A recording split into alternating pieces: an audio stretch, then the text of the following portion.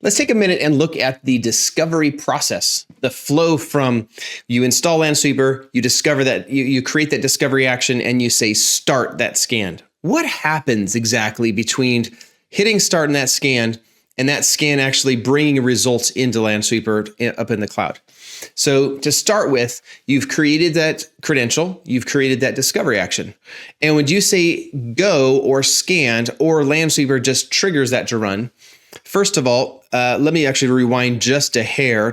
When you're creating that discovery action and that credential, what's happening is that credential is first of all stored on your local hub, so it's not stored in the cloud. And second of all, when a discovery action is triggered, it's actually being triggered through a scheduling system on that hub. So the cloud console is just used to you might say program that hub down there. But no matter what, you trigger off that start, that scan, or the hub has triggered the scan. The communication goes down to that hub, and that hub then says, this is the IP range that I'm supposed to go after, or this is my target. First thing it's going to do is going to go out and ping.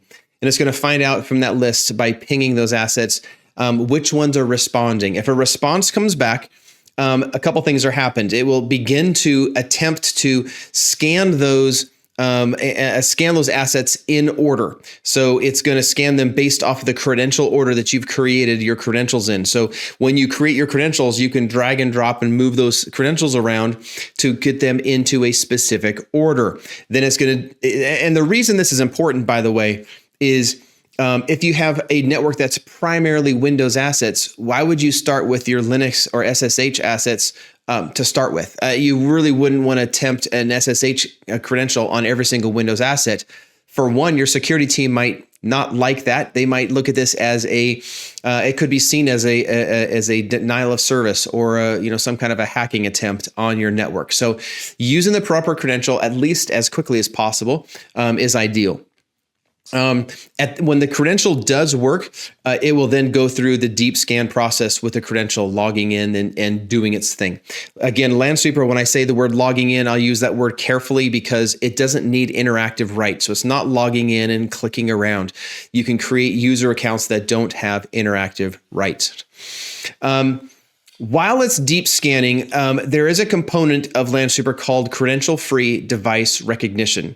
So Credential-Free Device Recognition is a component of Lansweeper that will scan assets without a credential, but it's also used through a proprietary, very, very large database. I think I've heard it said numerous times that it's the world's largest database of asset types.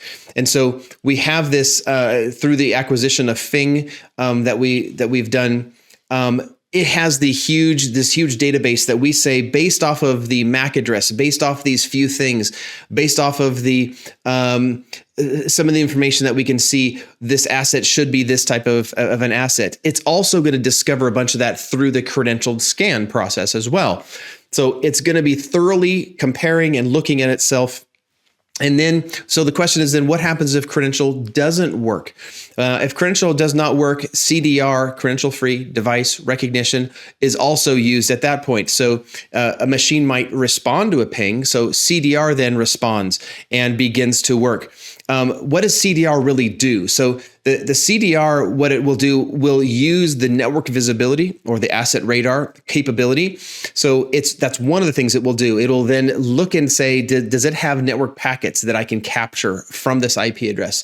And it will analyze those packets, see if it can find out MAC address, IP, host names, OS versions, OS and an OS version, whatever it can capture out of those packets that it finds.